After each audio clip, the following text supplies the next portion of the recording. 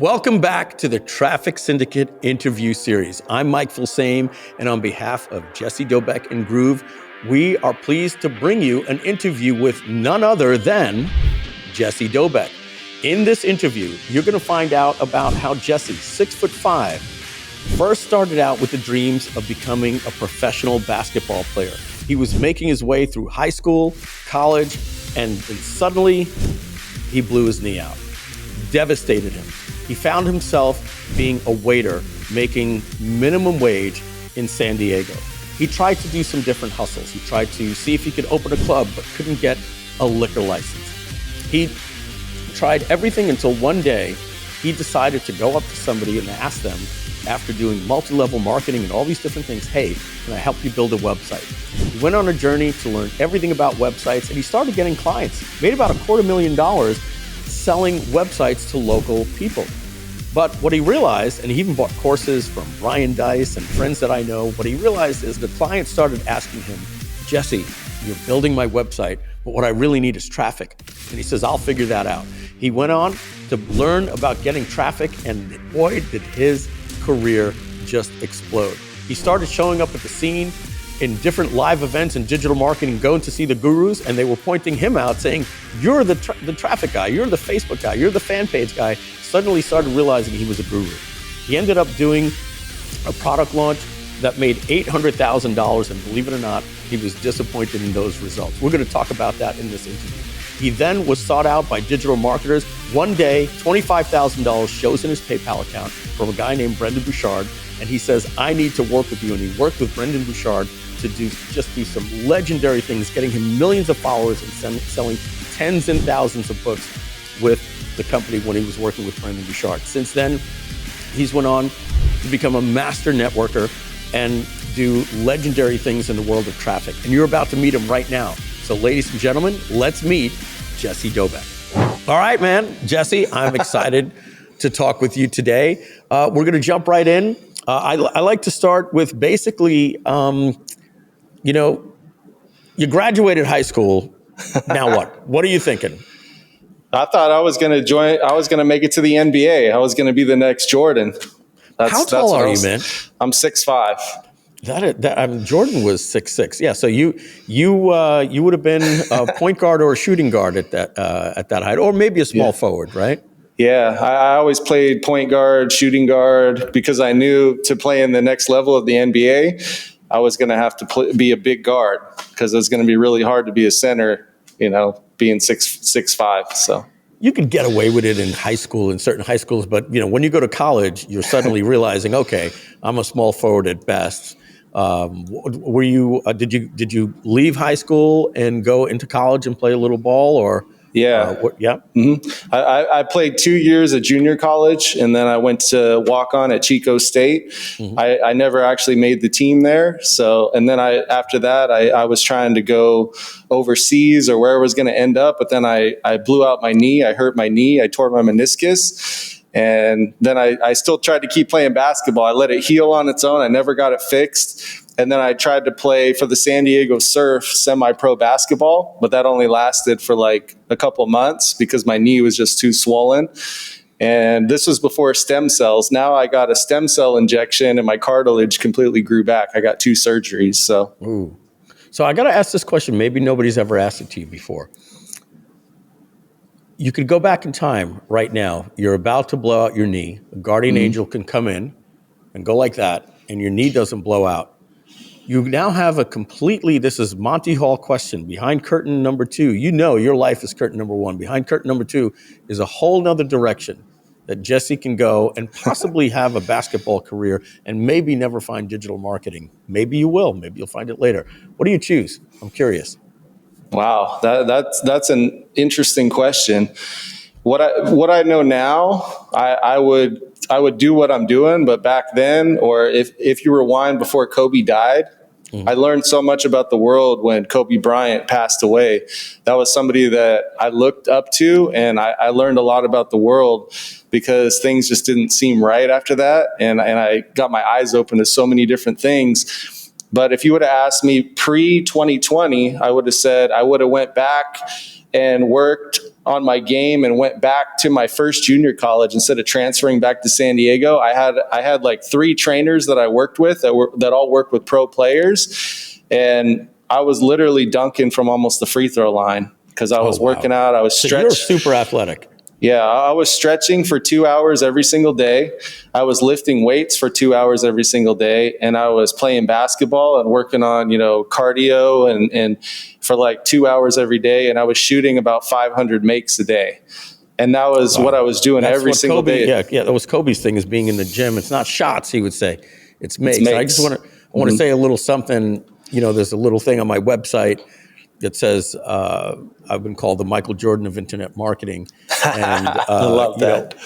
I've always loved the big brother, little brother, with Michael and Kobe, and so I'm Michael, and I started calling you Dobie. So we're Michael and Dobie, and we're going to make some little probably have a little bit of fun with some of those. But as I say that, even when I'm talking to you about that, I didn't realize we've been doing business together. I never realized how much of a basketball career you were actually going for. And I'm curious, nobody's ever asked you that question, right? Go back in time, and especially now that you've had success. So I saw you go, oh, wow, that's interesting, because that was a dream back then. Yeah. And who knows where you would have been. God only knows, right? So you blow out your knee. Mm-hmm. Now what? Do you get into digital marketing right after that, or is it another thing and another thing and another thing? Yeah, well, I was still going to school. I had about like a year left to get my bachelor's degree. So I was just hitting the books really hard. I was going to all my classes, becoming the best student in my classes, and then I was going to the library and coming up with a business plan and trying to launch a business while I was in school. So I was getting really serious about being an entrepreneur. And what year is this? This was in 2006. 2006. So, Russell Brunson and we met online in a forum. We bought Mark Joyner's farewell package in 2004, I believe. It could have been 2005, but I think it was 2004. And Russell had an email address called moneyforcollege@gmail.com. And Russell Brunson he was a kid. When I say he was a kid, and me and him, like, we became really good buddies, like really, really good friends. I think we were the most successful guys to come out of that forum. I don't think that's arguable. Definitely with Russell. Hopefully I can claim number 2 there. But it's funny. You had a similar story. So this is just a couple of years later, 2006. That's when I did my $1 million launch. Wow. In January of 2006, I was the second guy ever to do it. So you are now trying to figure some stuff out. Was it digital marketing or online marketing, or sort of? What was it? I wanted to start a nightclub. I was actually talking to the Maloof brothers' nephew, was in one of my classes.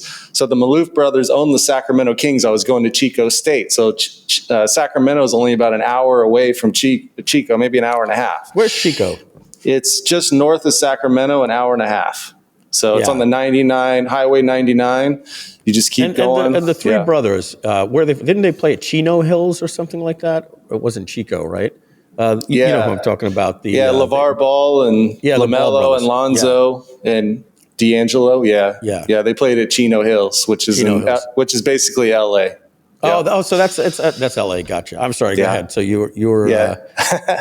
So I was working on starting up a nightclub, and we had a full business plan. We had people that wanted to throw in money. The only thing was we couldn't get a liquor license. So, and Chico had no nightclubs.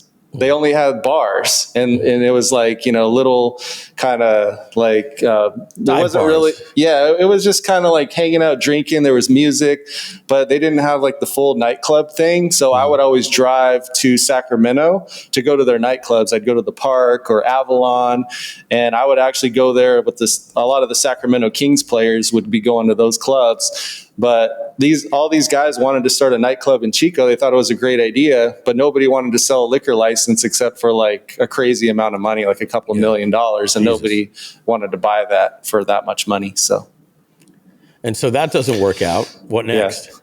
Yeah. So then I tried to do that for a year after I graduated. And then I moved back to San Diego to live with my dad.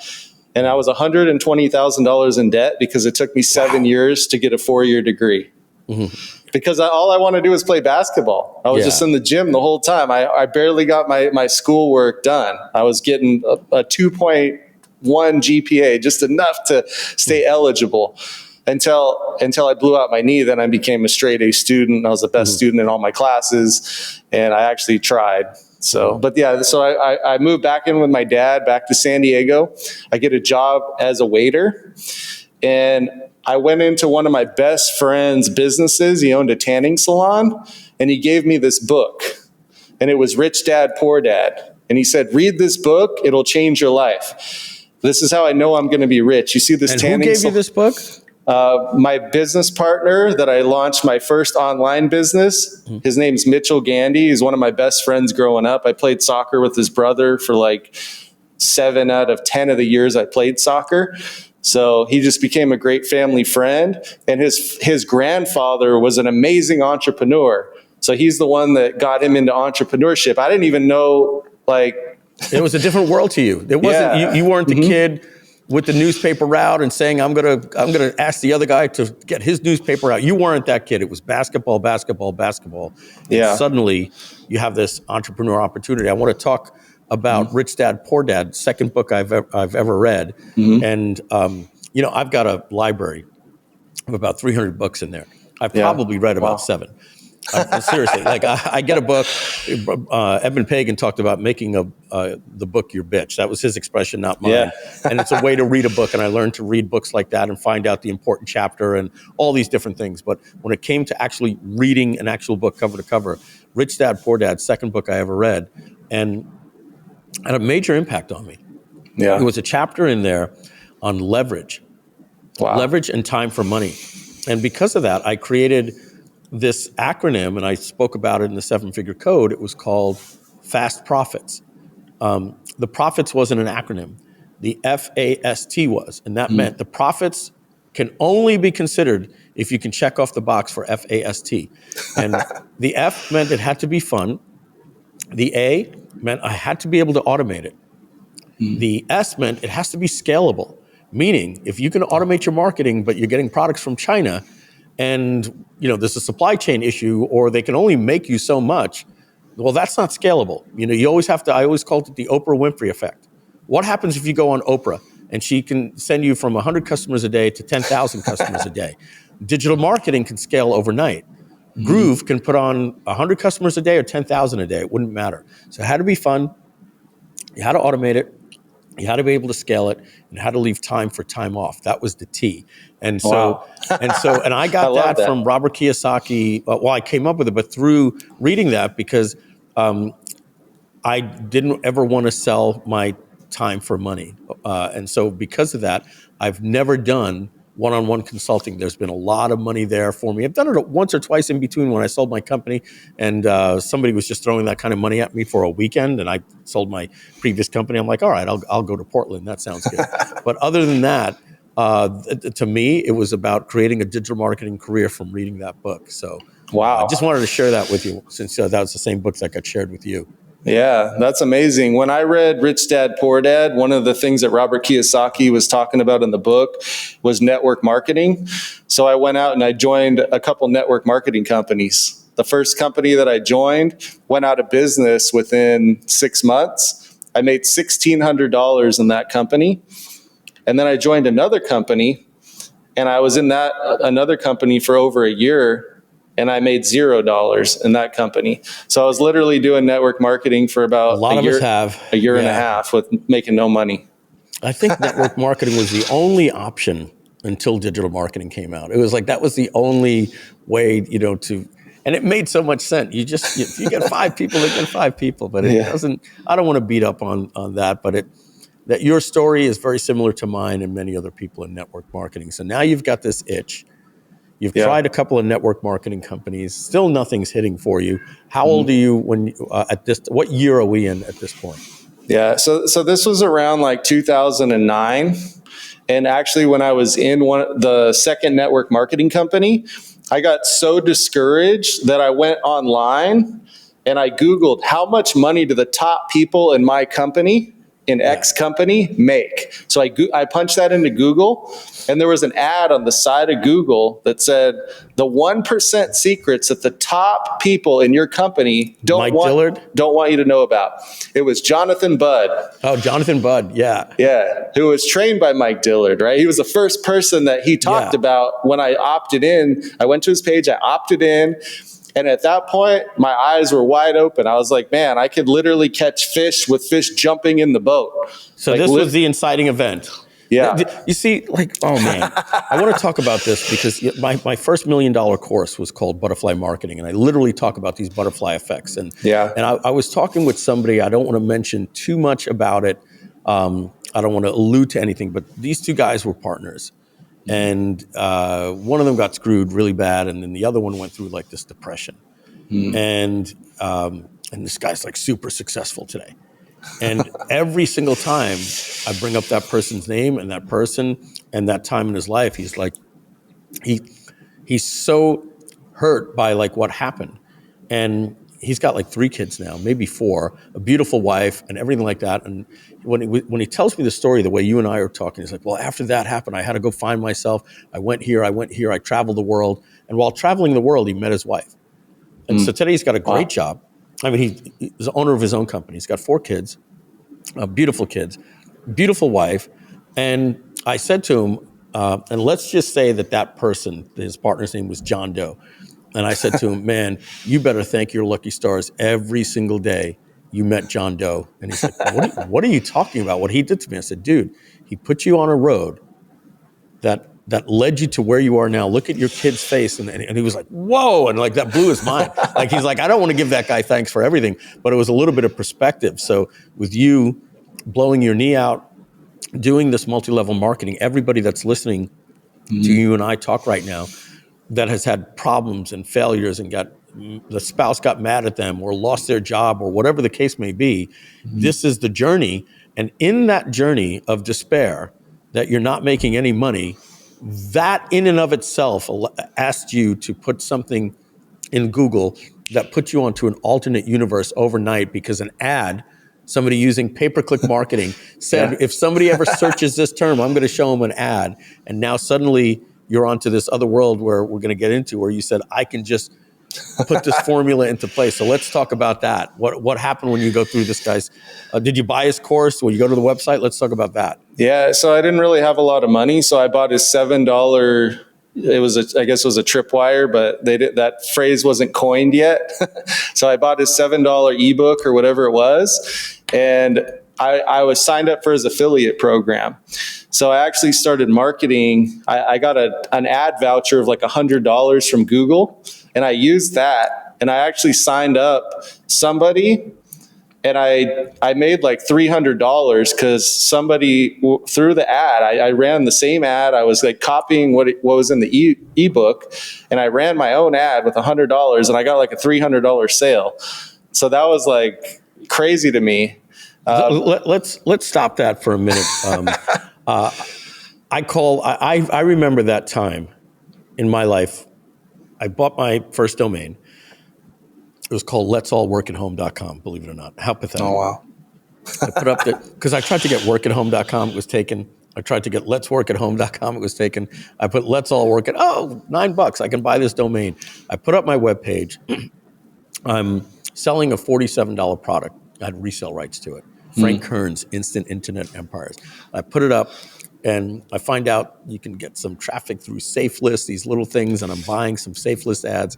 And then I'm doing this for about 8 days. And then when you use America Online, when you signed in, it told you, you've got mail. But if you were in your inbox and a little bold, it would turn unbold when you click on it, but a little email, when it came in, it made this noise. It went like that. So I remember I'm just working, and I hear, and I go over to AOL, and I see notification of payment received, $47, and I click, and there's a customer's name and email, and like I went over to my wife. I was like, Lisa, look. She's like, what? I said, somebody bought something from me here. Yeah, it's crazy. It was like, and that like to me was like, this is real.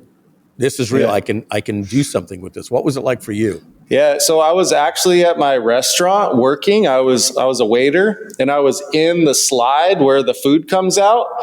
And I just like glanced at my phone, and I had a notification, an email, and I saw what it was. So I went in the break room and I opened it up, and I was like, I was crazy excited because I made like 300. I think my affiliate commission was like 50%, so it was like $150. But I wasn't even going to make $150 in tips in like 3 nights working at that restaurant. Isn't that funny? I was going to say that's the first thing that goes through your head is that little smile of, I just made more money on this email than I did, than I'll make all night, and probably just made you want to just run home and do more of it.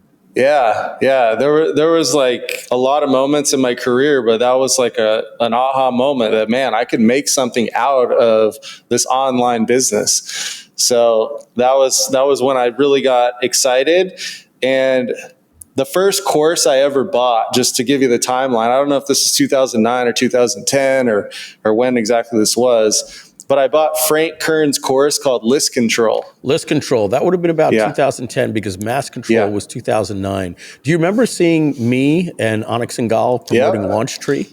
The course on funnel marketing? Yeah, and that's what I was going to say, Mike. When I got introduced through Jonathan Budd, it was like Mike Dillard, then it was like Frank Kern, Eben Once you Pagan. met Frank, it would be, I know the names after that. Eben, Frank, you were like the 5th person that I ever got introduced as like an online person. That's why this is like so surreal that we're partnered up together and we're working together. And then it was like Russell Brunson was there, but he was like up and coming. Yeah. So he wasn't like, I don't know if he was a millionaire yet, but the Russell other guys was a millionaire. Yeah, no, Russell had figured it out. He was doing about same as me. We were going, through pretty much the same cycle. So Russell just wasn't ClickFunnels back then. He would have been.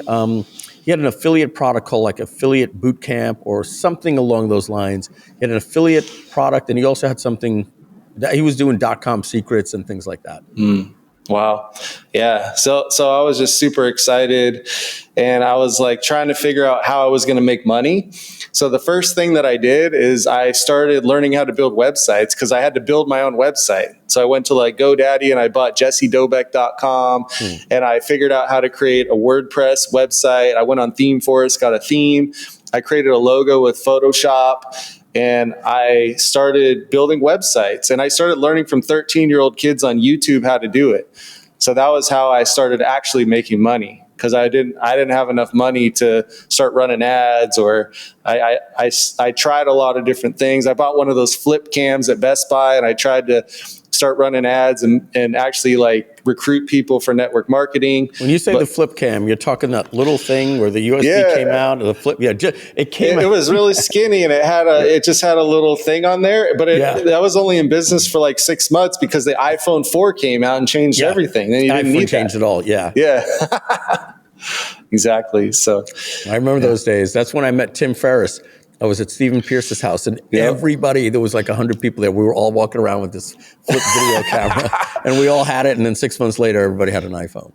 Yeah, I still have the flip cam somewhere up in my office. It was a great device. It's like everything else. The iPhone can do it all. So from here, you've got the education, and so I can tell you when you went to Frank Kern, you would have met or heard of, as you said, from me. Eben Pagan, you said you would have learned about Jeff Walker, Brendan Bouchard. Me and Andy was Mike. I never heard about Brent. I didn't know who Brendan was. I think I heard the name, but I didn't really pay attention to Brendan Bouchard, which is ironic, right? And Jesse, there's another question I wanted to ask you about. That I hear all the time is how most of the people that I spoke to in the Traffic Syndicate interview series, about half of them said that they saw you on stage when I say, how did you meet Jesse? So you spoke on Brendan Bouchard's stages, and that also got you on a lot of people's stages. I just wanted you to touch on that a little bit. Yeah, so the first stage that I ever spoke on in my entire career, or probably ever in my whole life, I think it was ever in my whole life, was Brendan Bouchard's stage. And the day before I went on stage there, I talked to Dean Graziosi on the phone. And he's like, hey, I heard you're speaking at Brendan's event. Like, he called me up because I was running some stuff with Tanner. His nephew was running their ads, and we were coaching him. And he wanted to thank me and congratulate me for what we were able to do for him. But he's like, you're on Brendan's stage. You speak at a lot of events. I'm like, no, this is my first time. He's like, man, that's a hell of a stage to be on. So, I was nervous. I went out there. Brendan just interviewed me. It wasn't like I was speaking by myself, but I told my story. Everybody was laughing. And at the end, I sold my course, and we sold $120,000 worth of my first course, which is called Fan Page Traffic Academy. And then we gave away a live event ticket to our event, and I had 100 people show up at my event just from that stage. And then, those people getting a free ticket coming to my event. And then I flew straight from that event, because I was at the back of the room, and I was texting Russell Brunson because we were running ads for him and building a couple fan pages and helping him get his ads back turned on and compliant. And he's like, hey, you want to speak at my event? So I flew from San Jose to Boise. He put me in a hotel, and I spoke to his audience. It was about 100 people. And then I sold about... What event was that? Was that one of his masterminds? It was called Ignite. Ignite, I remember that. Yep. Yeah, it was Ignite, and I just spoke for an hour, and I sold my course at the end. I think I signed up 30 people. Myron Golden was the first person to buy. Myron. Yeah, and then Myron ended up doing a webinar with me as soon as I got home, and we sold another 20 people. Dynamic guy. Yeah, and his story is insane. And then Russell's mastermind was after the event, and I was on the panel sitting right next to Russell as a panelist at his first mastermind, and going around the room giving people advice about how to build their following on Facebook. I was there. And how to run ads. You were? I was there. Really? Yes, I was. Okay. The very first mastermind. I remember that was in Boise or something like that. Yeah, right? It was in at Boise. A small little hotel in a tight little room, and it was a square it was a tiny table, room with a mastermind. There was 20 people there. Yeah, and gosh, there was a real estate girl. I see her at Traffic and Conversion Summit. We just had dinner. I'm forgetting her name. Carissa Cawley, I think was her name, and she spoke there. So we were there together. I was in and out of the room. I didn't spend a lot of time in the room. I would say about half the time in the room I was in and out. Yeah, and then after that event, there was probably about a month in between, and we just did Chalene Johnson's launch. We managed about $47,000 in ads. My wife loves Chalene Johnson. We produced $1.4 million to cold traffic with 47 grand during her launch. We catapulted her to 3.6 million. It was the biggest launch she ever did. She invited me to speak at her event.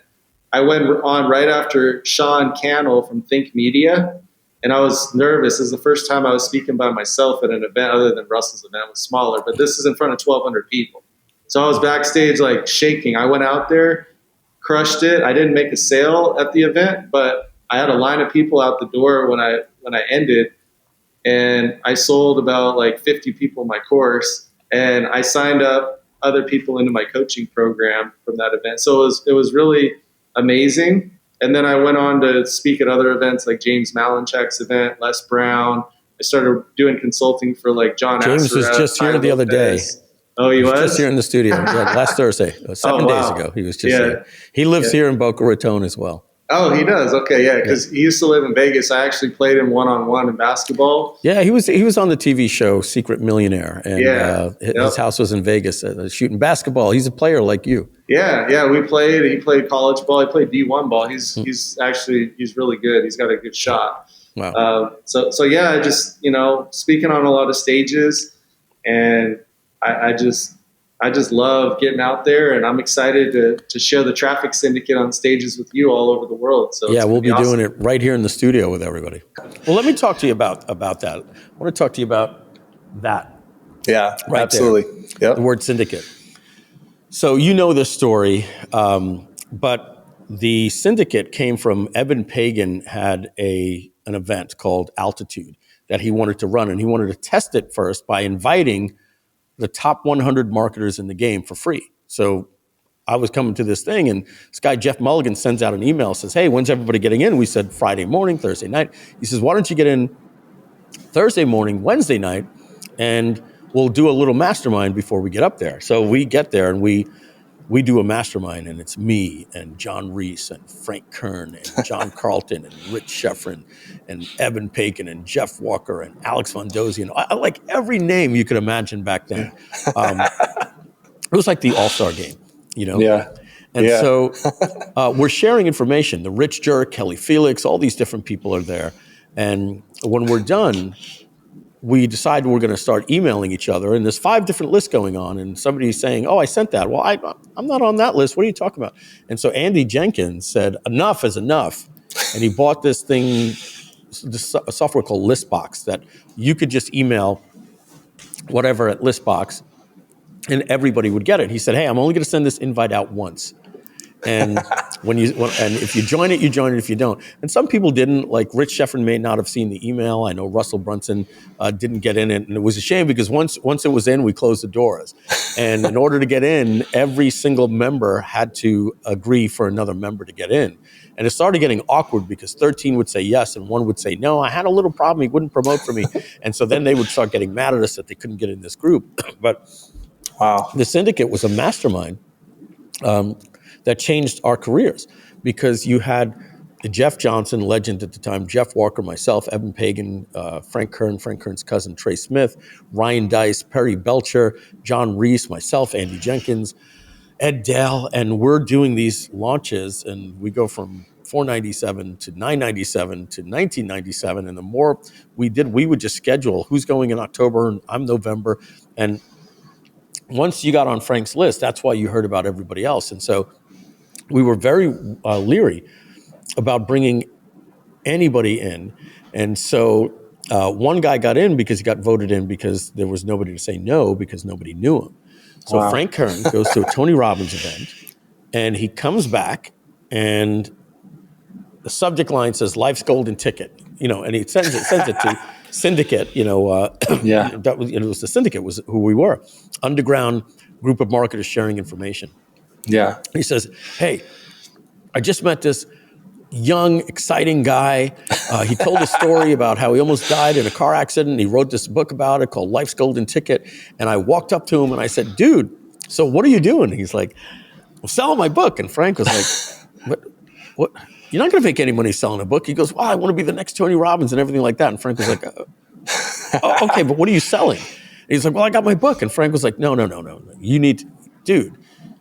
I'm going to introduce you to these guys, and he introduced him to all of us, and asked. It's my New York. Asked if it's kind of like the Skull and Bones, right? He was like, hey, I want to do an initiation for this guy named Brendan Bouchard, and Frank talked them all up, and we all looked up to Frank, and we were like, hey, Frank, if you want to, sure. And so Brendan got into the Syndicate, and then his digital marketing career, the initial part of it, launched because he had me and Frank Kern and John Reese and all of these guys. Suddenly we had these huge lists just saying, he's the biggest guy, blah, blah, blah, blah, blah. So he basically took the advice, and I might have this wrong, and forgive me, Brendan, if I'm getting it wrong, but it's something along like what he learned being in the Syndicate about creating a product and then launching it, he did. And then he said, hey, I can teach that.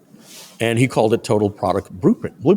Then he became an expert and then said, hey, I'm going to launch Experts Academy. And so it was good to see, again, a butterfly effect. If Frank Kern wasn't at that Tony Robbins event, and we met Frank, and me and Frank met Tony Robbins through Mike Koenig's, because Mike's neighbor, Pam, and Mike Koenig's kid played soccer together. And so it's interesting. And Russell and Tony know each other because we're doing this interview series that's on the internet with Tony's interviewing me and Frank Kern and John Reese and all these people. And Russell sends me a text message or an email. Dude, how'd you meet Tony Robbins? And I'm like, hey, the best thing in my life, let me tell you. I met him through Mike Koenig's and Frank Kern and everything. And we're helping Tony get online. We're actually, and that's the truth. We launched Tony's digital marketing career. And Russell goes, you got to get me into something. No problem. Pam Henderson, hey, Pam, do me a favor. Here's this marketer you want to meet.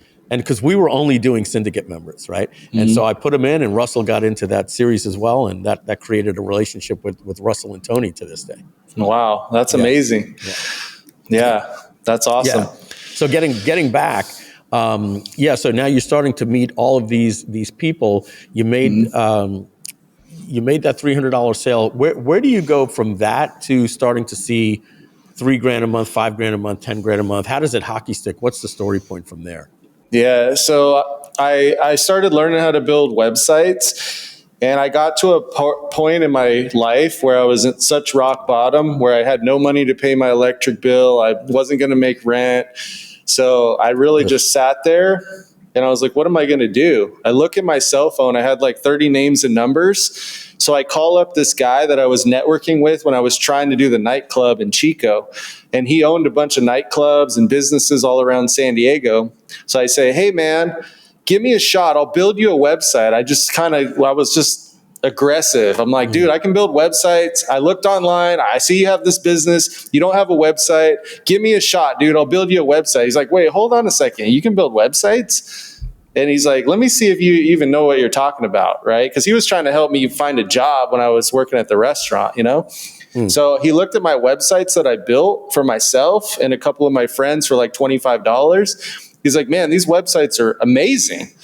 He's like, dude, how much do you charge for a website? My buddy just bought a website for Stingery, the nightclub in San Diego. Stingery? For 25 grand. Yeah, he was an owner at Stingery. He bought that for 25 grand? No, the website. Oh, the website. Yeah. Their new website was 25,000. Yeah, I used to go there too. I got a little plaque from that place. That was such a good customer. So that's for a whole other story. I met Suge Knight there. I met Amari Stoudemire there. I met Jamie Foxx there because I knew the guys that owned the place. So they would always bring me their VIP, introduce me to people.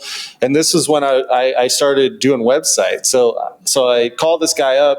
He says, when can you come down to my office? He gives me $10,000 to build him 5 websites right on the spot. And at the restaurant, it would have taken me about 6 months to make that much money, And now you were working at restaurants in San Diego? Yeah, I worked at Mimi's Cafe in Mission Valley. I know that. Yeah. Yeah. Because I worked there for like 3 years. Yeah, I lived in San Diego. It's funny, we might even have crossed each other that path. Back then. Yeah, it's Stingery is now called Omni. But go ahead. Yeah. So I started doing websites for different businesses around San Diego. I did Bar West. I did Guy Gin, the restaurant. I did Funky Garcia's, the New Yorker.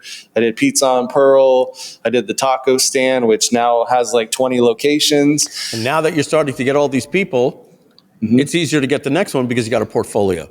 Yeah. So I probably did about 100 websites in 2 years for businesses just around San Diego. What were you doing for a website? I started off $5,000? Yeah, I started off anywhere from 500 to then, I was charging 2,000 when I did the 5 websites for 10,000. And I was starting to get like 5,000 and then $10,000 to do a website for different businesses. But it depends on how many pages and how much you had to do for them. Yeah. Yeah, it wasn't, and it only took me about a week to do a website that they would pay about $5,000 or $10,000. So it wasn't like a hard job. That's all that mattered. And they were happy. And then when I bought List Control from Frank Kern, I bought it through Ryan Dice's link, his bonus package, and he was teaching about local marketing. That's why I started doing websites in the first place. Yeah, right? Him and Laura Betterly, my good friend. Yeah, Laura Betterly. Local Fusion. Yeah. So I bought their bonus pack, and that's why I said I started going after local businesses and doing that. But I realized that my clients, they had a website, but they're like, Jesse, now what? How do I get traffic to the website? So I started going to Traffic and Conversion Summit, and I started doing SEO. And I was making like 500 or 1,000 a month, just doing like, blog posts with their top backlinks for their top keywords, and just doing simple stuff that I learned at Traffic and Conversion Summit and in Laura Betterly and Ryan Dice's course. So yeah.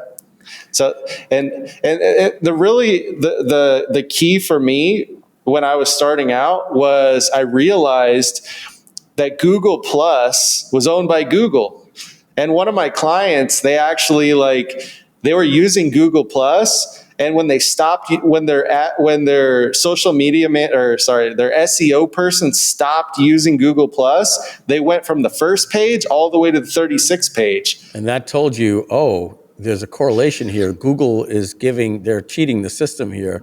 Yeah. They want you using Google Plus. Yeah, so I started using Google Plus, getting +1s off Fiverr. I started doing posting every day on their Google Plus account. So I tied the Google Plus account to Places, to their YouTube channel, to their website. And I started ranking and also I was doing a call button at the top of Google for just like a phone call button or a phone call ad. And I was ranking businesses 7 out of 10 spots on the first page of Google. Wow. How do you go from there with all of these? You're basically a local marketing consultant. You're building their websites, doing their SEO. How do you go from there into the digital marketing world? I know you worked for Brendan Bouchard. We were just talking about him. You helped him do all the media buying traffic for his company. Yeah. Now, am I jumping a little too far ahead, or was that the next step? No, yeah, that's a good segue, because I was doing the Google Plus thing with SEO, and I was getting huge results for people. And that was like the flagship. I was like, I'm going to be the next Billie Jean, it was before Billie Jean, but it was the same model. So I was doing local marketing, but I was getting so many leads, like 160 leads a day, that I was just getting a lot of referrals, and a lot of people just wanted me to do the SEO strategy for their business. So that would lead to more websites, more monthly revenue. And it really started to kind of take off at that point. My revenues went from like about 50,000 a year, and I was like a one-man show. I started working with Mitchell once we started getting a little bit more traction. So it was just two of us, but we were doing like 50,000 a year in revenues, but then we jumped up to like almost 200,000 in revenues. Wow. And then, but this is kind of the main thing I think you're getting at, Mike. I went to Traffic and Conversion Summit when Perry Belcher was talking about tripwires. Yeah. And I learned another strategy prior to that for Facebook fan pages and how to go viral. And a lot of people are using like community pages to sell t-shirts. And I learned this strategy from Chris Record and Arthur Tubman. I went to their event for Empower Network in Las Vegas, and they taught me and Mitchell how to do their days. Fan page Power strategy. Network, Chris Record doing his events in Vegas.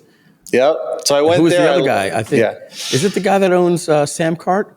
Brian Moran, didn't he start with Get 10,000 Fans? Wasn't that his brand? Yeah, Get 10,000 Fans. Yeah, he was doing similar. That was one of our top competitors. Yeah, right. And now he's doing Samcart. Interesting. Yeah. So we had two strategies.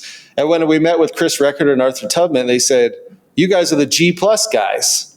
You're the G plus guys. But we said we're also the penny light guys, but we learned it from them. So we didn't tell them that, right? So, but we're like, okay, they're doing it for network marketing. We're going to do it for local businesses, and we're going to do it for these online guru people, right? Like people like you or Brendan Burchard or whoever. So we went to Traffic and Conversion Summit, and we created two funnels. What year is this, if you had to guess? 2014? This was 2011. Oh, this is early. Yeah. Oh, so you're starting to have immediate success now. This is great. Okay. Yeah. So like 2009, like within a year and a half of buying Frank Kern's course and like getting my first sale and opting into Jonathan Budd, within 2 years, I was already making digital money. Marketing game. Yeah. And meeting some pretty big names in there. Yeah. So it ramps up pretty quick here. So we go from like 50,000 in revenues to like almost 200,000 in revenues to then buying pennylightguys.com and gplusguys.com, going to Traffic and Conversion Summit, creating a tripwire funnel for both funnels. The first one we built was for the G plus guys, because that was the business we were making money in. We're like, okay, let's scale that. I went to Ted McGrath's event, and I met this guy, Matt Boggs. So him and his wife were there, and they had a booth, Irene and Matt. Matt Boggs from, and I'm good friends with Matt Boggs, but just want to make sure, in the personal development, Mary Morrissey's Mary Morrissey's son. Yep. Yeah, exactly. His son. Yeah. We're good friends. This is so interesting. I'm learning more about you, and we've known each other a while. And Matt was in Flight Club, right? Yes. Yeah. He's a Flight Club member, yeah. Yeah, exactly. So, and the world's really small. So anyway, we go to Ted McGrath's event. Alex Moscow was there, and a couple other people. They kind of invited, me, Corey Shanes, this guy Chris McCann. We go there, and I meet Matt Boggs, and I show him what we're doing with the Google Plus stuff. And then like on the third day, it was like a 3-day event. On the last day, I showed Matt what I was doing with the fan pages. He like just about jumped out of his seat. You know, he's like, because I showed him how much money we were making. We had this e-commerce site that we sold Halloween costumes following Ezra Firestone. We bought Ezra Firestone's course, and we used our fan page strategy. The first success we really had, and that's why we went to Arthur Tubman's event, was because we spent $500 on Facebook ads to build fans on a fan page. We built 25,000 fans, and we did $3,000 in sales. Plus we had a fan page that was super viral. I spent $500 on Google ads, got 0 sales, which is what Ezra was teaching. I showed Ezra that. So Ezra started doing the fan page thing and started owning that and doing that in Digital Marketer. So we were on to something. We knew it. We were excited. I showed it to Matt. Matt paid us like $5,000 to build like a couple fan pages, one for him and his wife. We built those pages to 100,000 followers in like 30 days. And they were super viral, and they were getting like tons of opt-ins to his like lead capture page. So he was like, man, this is incredible. He's like, guys, you know, I'm like really good friends with like Brendan Burchard, Jeff Walker, and Frank Kern. And I'm like, well, I know who Jeff Walker and Frank Kern are, but you know, that's cool. So then he introduces us to Brendan Burchard. Brendan was just making his break at that time. Yeah. Into the digital marketing world. Yeah. And Brendan Burchard, he had 100,000 followers, and, you know, and we could play the testimonial. It kind of explains it a little bit from Brendan's perspective, but it's like, yeah. So Brendan, you know, he was like, man, how are you guys doing this? I've been trying to build my page. I'm spending like $1 a follower. I have 100,000 followers, and it's so difficult. And I want to just get to Tony Robbins level. Tony Robbins had like 1 million followers. How fast can we get to 1 million followers with the same thing? Is this going to work for me if we do it for my personal page as we're doing it for like, you know, Matt Boggs' pages and his wife's page? And we're like, yeah, it's going to work. He's like, okay, what's y'all's PayPal? So I tell him our PayPal address. He sends us 25 grand. We didn't do a proposal. We didn't talk business. Like literally, he's like, bro, is this going to work for me? Can we do this? Sends us 25 grand. Does that get us started? We're like, yeah, you know, that like Matt's paying us a certain amount. Like we paid us 5,000 and it lasted a whole month. He's like, guys, I want to scale. So I got money. Like I'll throw you guys hundreds of thousands of dollars. He's like, and then we agreed on the terms of our agreement. So when I started working with him, every $1 that he paid to Facebook, he paid us $1. So we got 100% ad revenue, like 100%. It wasn't like 10% of ad budget. How long did that last? 100% of ads? A whole year. Oh my goodness. Yeah. So we started scaling. He started spending, you know, pretty good money. I mean, it wasn't costing that much though. We were getting likes for like a penny or 5 cents. Like, so he was getting a good ROI, even if he had to double it because he's getting it for 10 cents because he has to pay. It was crazy. That whole year, like.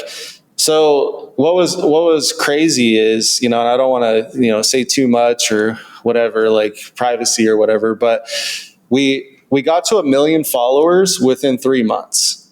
And so let me just say this. We're going to get right back to this, but we're going to take a detour at the little exit ramp here and get some gas. My question is, buying traffic to get somebody to like a fan page. You get followers. There had to be something behind it that you could do now that you had the follower. Why was it so important to get somebody to hit that like button?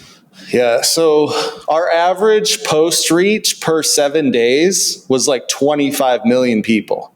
So, and a lot of the posts were Brendan's videos that were getting them interested in his books. So it was kind of like an opt-in. You got them to hit that like button, and then you would show up in their feed because they hit like every time you put out a video. Yeah. His video would be promoting his book. His book was sort of his tripwire, the low barrier of entry into his brand. They read about his book. He's a New York Times bestselling author several times. Brendan, if you're listening, love you, by the way. Yeah. Brendan did me a big favor once back in the day. big time. He was there for me when I needed. He's a good dude. And so, thank you, Brendan. And so that's okay. So it was basically an opt-in, and you could just basically put content on that page that would go to lead generation. So it wasn't something that would immediately pay off. You weren't getting a like and then getting that person to buy something that day. It was a little bit more of like kind of like getting an opt-in and building a list. Yeah, it was like that. And then we were running traffic to like people that watch 75%, 50%, 75 and 100% of his videos. We had different audiences that we were running conversion ads to those people. So we could we were selling books for like not very much money. I mean, we were averaging when we started maybe like $5 a book sale, and then it started going up because we just started spending a lot of money. Yeah, well, that's what happens when you scale. You're reaching more diluted audiences, but it's still worth it from there. Yeah, absolutely. That's amazing. How long were you with Brendan? Well, we took over his ads in like 2011, 2012. And, he tried to in-house the work a couple times because, just to try to get more leverage and stuff. Yeah. But we always ran. So one thing that we did was we built a whole bunch of fan pages. We bought a couple pages too. I bought some of the most viral fan pages off people for like $7,000 for one with like 2 million followers on it, and it was super engaged. So we were buying pages, and that was one of the things we were doing was whatever he would post, we would share it on like 10 other pages. And then we'd run ads to the people that were the most interested and build up the retargeting pixel, and then run ads to people for the books, and then also run ads for some of the events and some of the upsells as well. So we took over his ads in like 2011. I say we never gave him up because my business partner to this day, one of my best friends, Mitchell, is still running his ads. I just parted ways with Mitchell because I had other things I wanted to work on. He's more like, I just want to work with Brendan, and I'm more like, I want to do a whole bunch of things and still fulfill my dream of being like an Mark entrepreneur, Cuban. Get more clients, learn more things, different strategies, everything like that. Yep. So talk to me like the last 5 years. What have you been doing in business the last 5 years? Yeah. So one of the things that, we were doing is we were building up an event that we were doing because we were following the Brendan model. So we were doing that right before COVID. We were doing events. I did my biggest launch in 2016. And I know that's a little bit further back than 5 years, but I did an $800,000 launch for Fan Page Funnel Blueprint, my course. I remember that. Yeah. Yeah. A lot of people, came in and they either bought the course. Yeah. When we met a little while back, I knew the name, and now I know it. It was a Fan Page Funnel Blueprint. It blew up the friggin' internet when you did that. Yeah. 2016. I know that because I had just sold my company, and and it all makes sense now. I don't know. It blew up the internet. 800,000 in sales. Come on. Yeah, I went and just so that makes it so surreal for me because when I did it, I thought we didn't hit our goal. I was like, we got to do like 2 million in sales. We spent 300,000 on ads in like 45 days. I just got to remind you, just go back to that mentality when you were busting tables and you got a little email that says you made $300, making $800 in a week or two in a launch. There's never any failure in that, brother. Yeah, never. No, it was the greatest month of my business career, at that point. And I thought, okay, like this, what I'm doing and what I'm really passionate about is helping people get clicks to their website. And I've been part of some of the most viral launches, working with Brendan too. We did the Coolest Cooler launch, which that broke the internet too. A lot of people all about that. And that was one of the largest Kickstarters at the time. And it was number one, but now it's number two. Yeah, I actually know the guy that owns that brand now. He bought it from Ryan. Yep.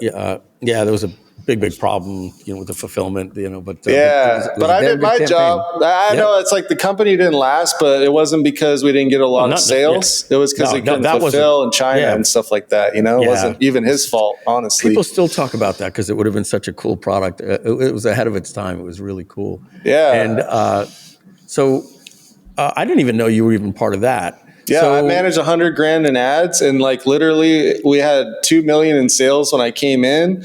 And then we targeted about 3 million people, but I targeted a redirect. So instead of them like just going to the Kickstarter page, I would have them go to like a WordPress site, and then it would redirect them there. So I could put a pixel on the WordPress site. So we pixeled like 3 million people. The last 3 days it did like 8 million in sales. So that's it was why like nothing. I was even hitting the refresh. It was like it was breaking internet history. Yeah. It was amazing to see that. And Jesse, I want to say this. We've been working really close together. We're partners here.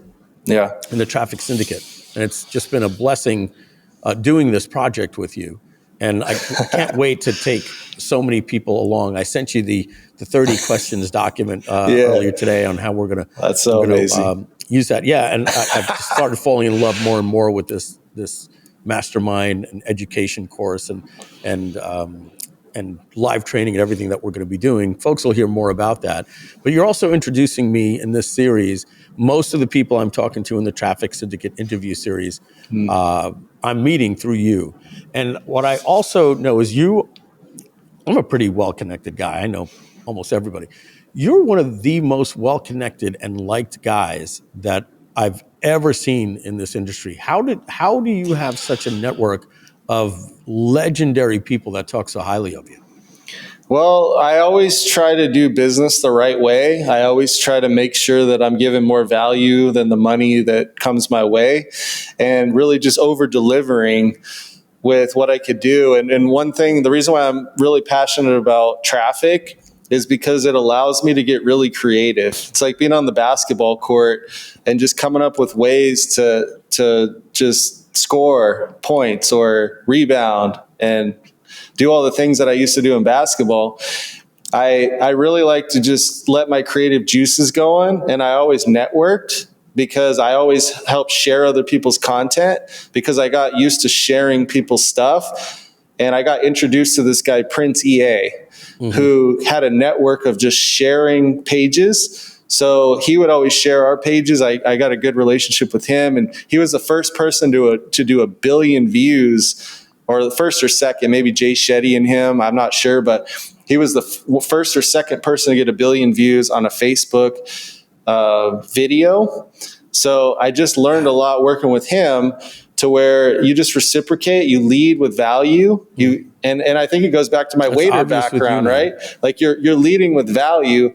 And I know there's a lot of people in the industry, they're all selfish. And I think, in a lot of ways I could even be farther along, and I could have made more money if I was more selfish in some ways.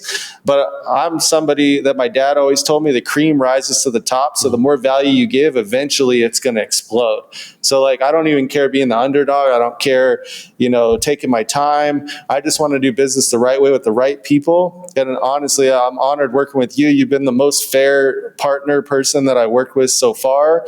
And I just really think that with what you know how to do as far as traffic with affiliates and doing the launch stuff, and I've learned so much during this launch process for the Traffic Syndicate already, but I can't wait also to bring the world of going viral in the organic world and the paid marketing world as far as getting clicks.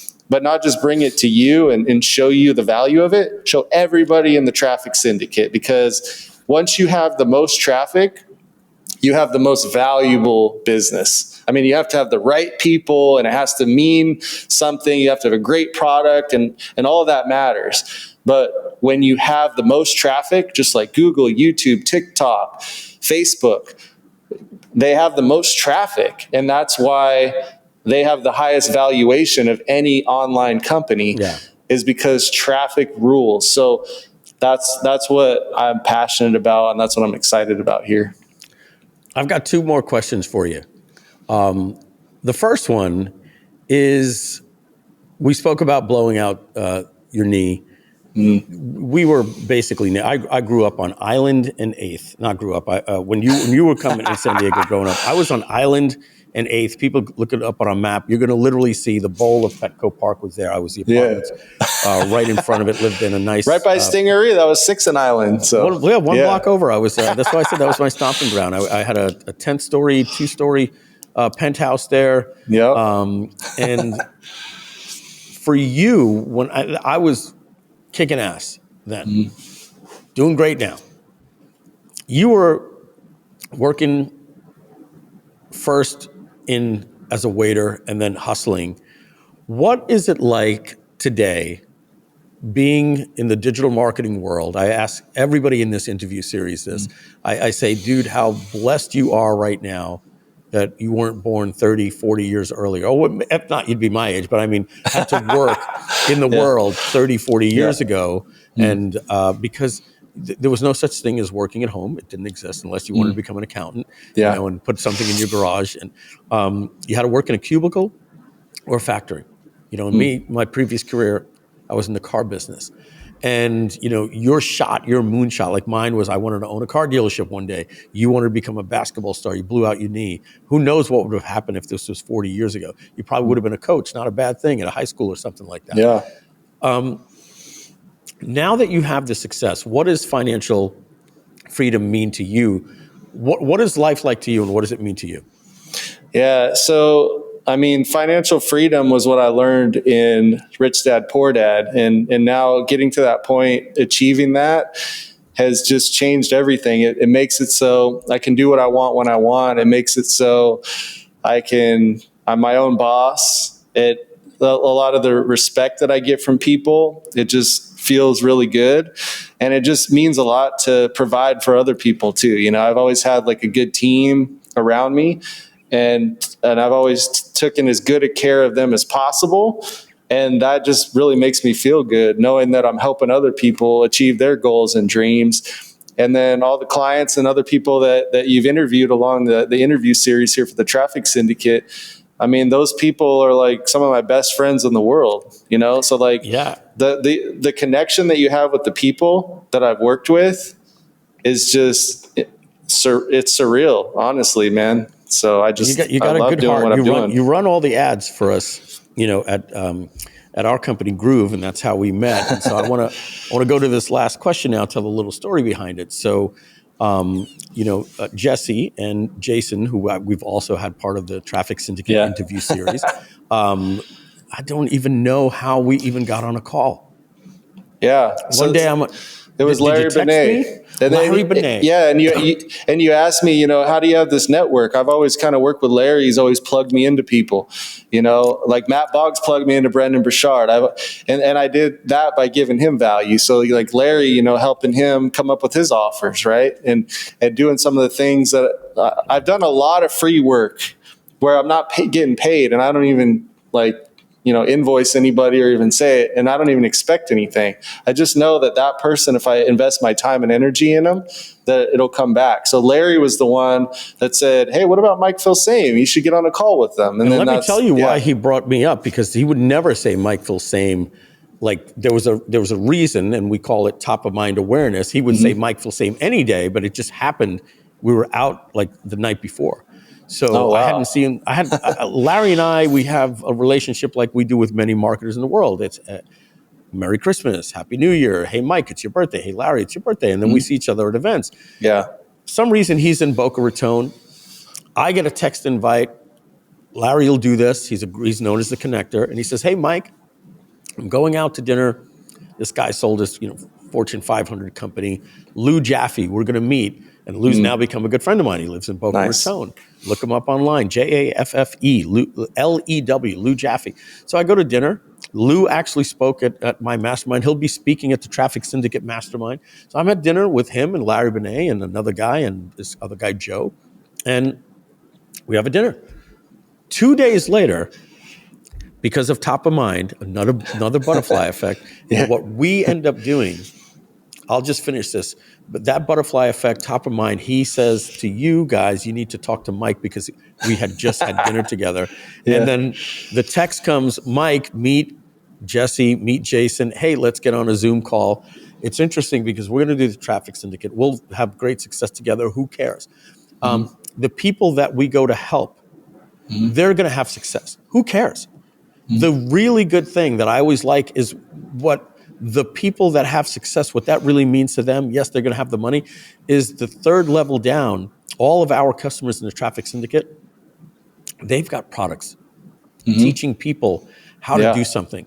So the impact that's going in the world is not just from us doing well together and having success, and not just from our clients, which they will, this great community and the butterfly effects that we're creating, but the success that they have means they're helping people lose weight, overcome a breakup, find a lover, whatever that is, whatever that niche is, we're helping through the generations. And Steve Jobs calls that, putting a dent in the universe. And that happened simply, it will happen simply because I went out to dinner that night, and I could have blown that dinner off like anything else. I could have been busy, might have had other plans.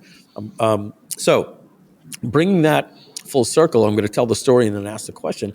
I get in front of you guys, and we start talking about running ads together. And you kind of did the Steve Jobs, Mike, before you go, just one more thing. And I'm going to say this, and it's true. I've never, ever claimed to be the traffic guy. Viral marketing, I wrote a book on it for Butterfly Marketing. It's about viral marketing. That's how to take the traffic that you got and maximize it. I've never had a course on getting traffic. I don't teach SEO. I don't teach social media. I don't teach organic. I don't teach local. I don't teach Facebook marketing, LinkedIn, pay-per-click, YouTube advertising, none of it. What I teach is what I call after the click from the ad. Once they get on the page, I'm one of the best in the world at creating offers, making them convert. Somebody on the marketer's cruise just comes up to me, hits me on the back. I look and I said, "Hey, Ron." He goes, "You're the best salesman I've ever seen. I buy everything from you." So on the page, I do a good job. Yeah. I look up to traffic guys. You and Jason and the other folks that you put together in this interview series, and Kevin and Jacob, legendary people. So it's so good to put that yin and yang together. So you came to me and said, "Hey, there's something I want to do. I have a burning desire to help people. They have a problem getting traffic out there. Mike, is that something you'd be interested in?" And seeing how smart you guys were, and knowing, I'm a branding guy, and I can bring that level to the training about once they get to the site, I could teach them the funnel marketing and everything. I said, "Oh man, we put ourselves together." I was like, "Yeah, I'm in. Let's do it." And we came up with the name. Took us a little while. The Traffic Syndicate. So here's the question: why did you want to create the Traffic Syndicate? And what would you say to anybody that's watching this video? And the only call to action is a button underneath to register for a webinar with you and me, where we're actually going to teach them some training methods. Yeah, so it's a culmination of everything that I've done, and with the traffic that I've done for the Google Plus and the penny likes and the viral campaigns, and working with some of these top people. I just, like you said, I just want to help more people help a lot more people. And when we can do that, and we can have some of the most exciting launches that they are, it's not about our launch, it's not about the Traffic Syndicate, it is because we're bringing people in, but it's about the launches that we're going to do within the community.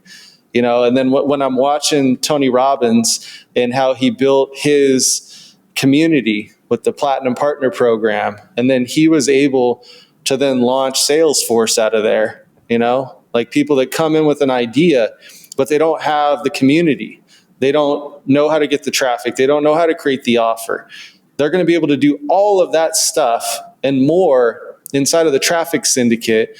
They're going to come in. And the networking and learning traffic. Yeah. And coming to live events, coming right here in this studio in Boca Raton 3 times a year, 5-day events, 4 days of intense training, 1 day of a fun day, live trainings every single day. I'm leaking the offer a little bit here, but we're getting to that point where they're going to have to find out about it. So Jesse, I want to thank you so much for coming here today and doing this interview, part of the Traffic Syndicate interview series. We'll probably have to get mine in there soon. They have to know who Mike Filsaime is. Yeah, and Mike, you're honestly, man, I came to you so we could launch because you have access to a lot of traffic. I mean, you know how to affiliates, maybe. Yeah, a lot of affiliates, right? Yeah, you're leapfrogging me. Yeah, so we're gonna have fun. I mean, this is awesome. I mean, I'm excited for everybody that joins it. So, you know what? I'm not going to do a rear bumper on this one. I'm going to do it right here. So, folks, you've got a choice. You've got a butterfly effect. You're about to move. Don't hit that X button right there. You haven't finished your journey. The difference between where you are and where you want to go, it's already happened. The only difference is what's in between. We want to be part of that in between. All you've got to do, click below. There's a date and a time and a button that's going to register you so you could get more interviews in this traffic interview series. There's 10 plus interviews just like this. The real training starts on the webinar. All you got to do is join, and you got to make sure you show up. And I promise you, along with Jesse Doubek here, it is going to be a game changer for your life. Your choice, hit the X button or click the button below. Jesse, I want to thank you so much for doing this interview today. And I'll be seeing you in person real soon for the live webinar training. I'm honored. Can't wait to be there. See you then.